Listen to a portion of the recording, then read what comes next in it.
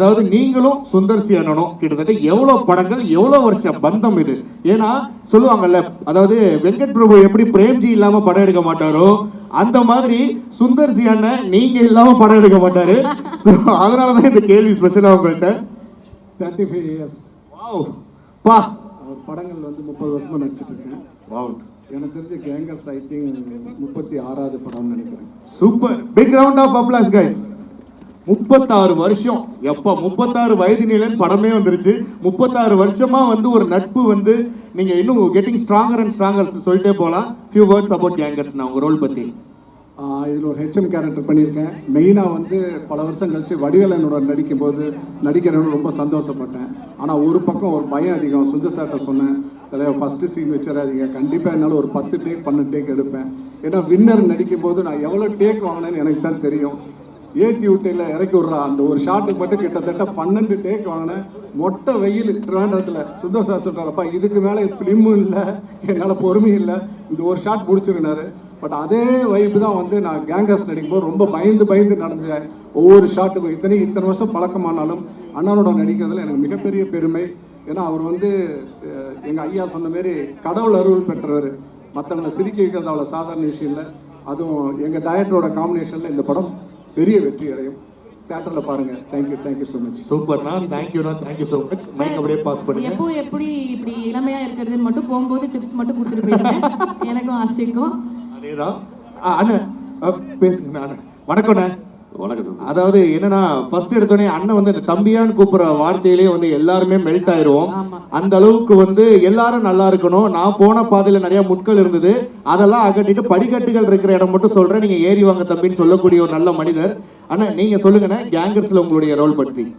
உண்மையிலே இந்த புகழ் எல்லாம் இயக்குனர் மட்டுமே சாரும். பிச்சோனாக்கு முதல்ல நன்றி சொல்லணும். பிச்சோனா தான் முதல்ல எஸ்எம்எஸ் அமைச்சு எனக்கு மெசேஜ் பண்ணாங்க, கோபி எங்கே இருக்கேன் அப்படின்னு கேட்டாங்க. அண்ணா நான் இங்கே தான் இருக்கேன் சொல்லுங்க அப்படின்னு.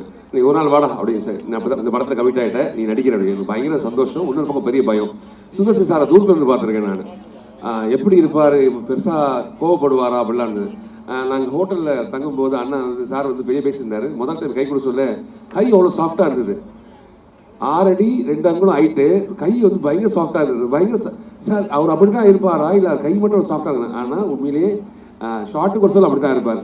சார் கூட 1000 படம் பண்ணலாம், நீ எவ்வளோ படம்னு அடிக்கலாம். ஏன்னா கோபமே வராது அவருக்கு. பெரிய கஷ்டப்படுத்த மாட்டார். என்ன தேவையோ அதை மட்டும் பண்ணால் போதும் என்பதை ரொம்ப அழகாக தெளிவாக புரிய வைப்பார். ரொம்ப ஜாலியாக நடிச்சதுல பெரிய சந்தோஷம் எனக்கு. எங்கள் மக்கள் எல்லாருமே சிறந்த மக்கள். அவங்க கூட நடிக்கும் போது நானும் நல்லா நடித்தேன் அப்படின்னு நினைத்து எல்லா மக்களும் இங்கே இயக்குனர் சாரும். எனக்கு சின்ன வயசில் காலேஜ் படிச்சது பெரிய ஆசை, வடிவேலன் கூட பண்ணணும் அப்படின்னு. அண்ணா கூட பண்ணும்போது அவர் பிறவி கலைஞர். அவர் மைமர், சூப்பர் மைமர் அண்ணன். அண்ணன் பண்ணுற பர்ஃபார்மன்ஸை பார்த்தா ஆட்டோமேட்டிக்காக நம்மளாம் சிரிப்பு ஆட்டோமேட்டிக்காக வரும். அவர் உடல் மொழி அப்படி இருக்கும். 2 பேரோட காம்படிஷன் அப்படி சிறப்பாக ஒர்க் அவுட் ஆகிட்டு தம்பியா. இதில் நன்றி சொல்ல விஷயம் தான். ஏடி தம்பி எல்லாருக்கும் பெரிய வாழ்த்து, வெங்கட் சாருக்கு பெரிய வாழ்த்து சொல்லணும், பத்ரி சாருக்கு பெரிய வாழ்த்து. எங்களுக்கெல்லாம் ரொம்ப மெனக்கட்டு நிறைய விஷயத்தை கற்றுக் கொடுத்தாங்க, அதுக்கு பெரிய நன்றி ஐயா. ஏடிஸ்க்கு எல்லாருக்கும் பெரிய நன்றி.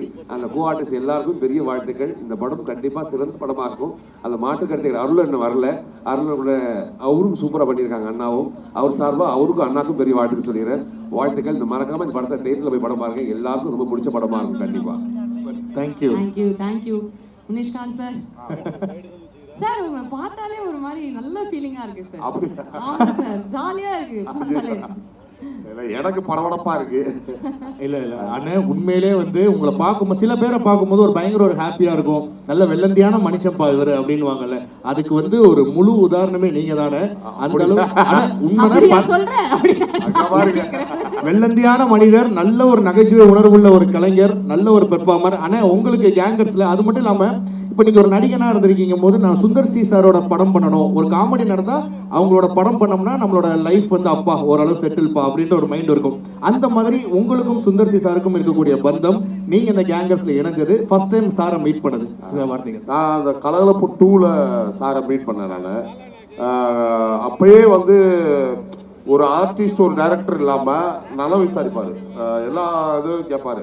என்ன பண்ணிட்டு இருக்கீங்க, சம்பாதிச்ச காசுலாம் சேமிச்சு, இந்த அளவு உள்ளே போய் ஒரு கிட்டத்தட்ட அண்ணன் தம்பி மாதிரி அந்த மாதிரி ஒரு இது. அப்புறம் கலகலப்பு 2க்கு பிறகு சார் கூப்பிடவே இல்லை. நானும் அவங்களுக்கு தெரிஞ்சவங்க போகிறவங்க வரவண்டிலாம் நேரடியாக சார்ட்டே கேட்டேன், சார் நீங்கள் போகல முடிச்சு கொஞ்சம் பொறுங்க அப்படின்ட்டு. அடுத்து பார்த்தீங்கன்னா கேங்கர்ஸில் வடிவேலனோட நான் 2வது படம் நாய் சார் ரிட்டனுக்கு பிறகு வடிவேலனோட நடித்தது. அது எனக்கு பெரிய இதாக இருந்துச்சு. சரி இதுக்காக தான் இவ்வளோ நாள் வெயிட் பண்ண வச்சுருக்காங்களோ அப்படின்ட்டு. இந்த படத்தை பொறுத்தளவு நான் எதுவுமே பண்ணலை, ஏன்னா 2 பெரிய ஜாம்பவான்களும் இருக்காங்க. அதனால் அவங்க சொன்னதை நான் அதை மட்டும் நான் செஞ்சேன். இதில் ஒரு பார் ஓனராக ஒரு கேரக்டர் பண்ணியிருக்கேன். இந்த கேங்கர்ஸ் வந்து கண்டிப்பாக எல்லாத்துக்குமே கேலப்பாக இருக்கும் அப்படின்னு நான் நம்புகிறேன். சூப்பர் சூப்பர்ண்ணே. நடித்த சக நடிகர்களுக்கும் நன்றி, எல்லா ப்ரொடக்ஷனுக்கும் நன்றி, தயாரிப்பாளர் எல்லாருக்கும் நன்றி. Thank you sir. பக்ஸ் சார், அதாவது நீங்க நடிச்சாலே அந்த படத்துல பக்ஸ் காசு அள்ளுங்கிற மாதிரி தானே, அப்படி ஹிட் ஆயிடுது சார். அவ்வளோ நல்லா இருக்கு எல்லாமே. வருதோ இல்லையோ பேர்லயாவது இருக்கணும்ல சார். காசு ஆமா வரணும், பேர்ல இருக்கணும்ல. அது கரெக்ட். காசு வரணும்னா பேர்லயே இருந்தா நல்லது தானே அப்படின்றாரு. கரெக்ட், உண்மையேதான். நியாயமா தான் பேசியிருக்காரு. நான் கூட வந்துட்டு ஆஷ்காஷ்னு மாத்திக்கலாம்னு இருக்கேன், ஆஷிகாஷ் அப்படின்ற மாதிரி. இல்ல கேஷ் வரும் அப்படின்றதுக்காக தெரியல. வாங்குற 5க்கும் 10க்கும் இதெல்லாம் தேவைதானா? சூப்பர்.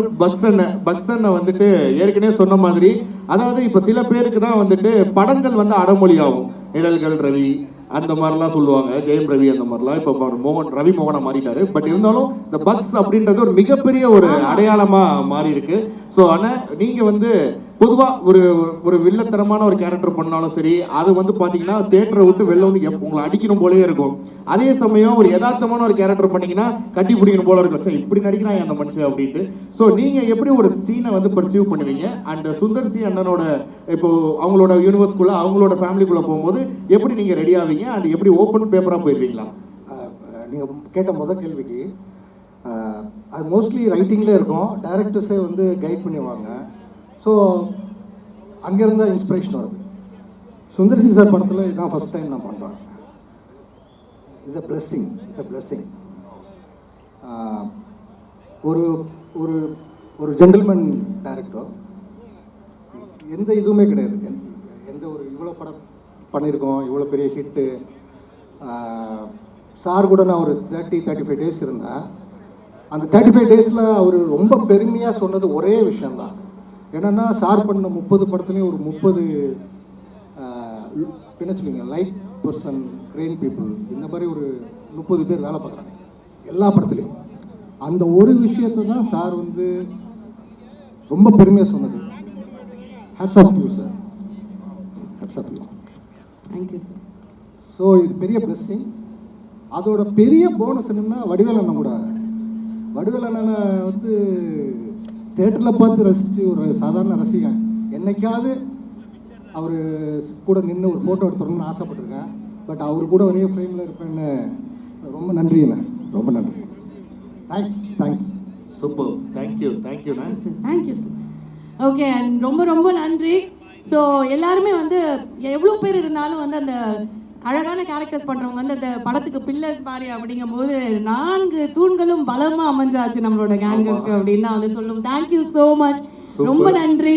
அண்ட் டெஃபினட்டாக வந்து படம் பார்த்துட்டு நாங்கள்லாம் வந்து பயங்கரமாக என்டர்டெயின் ஆக போகிறோம்னு உங்கள் 4 பேரை ஃபஸ்ட்டு பார்த்த உடனே எங்களுக்கு வந்து தெரிஞ்சது. Thank you sir. Thank you so much.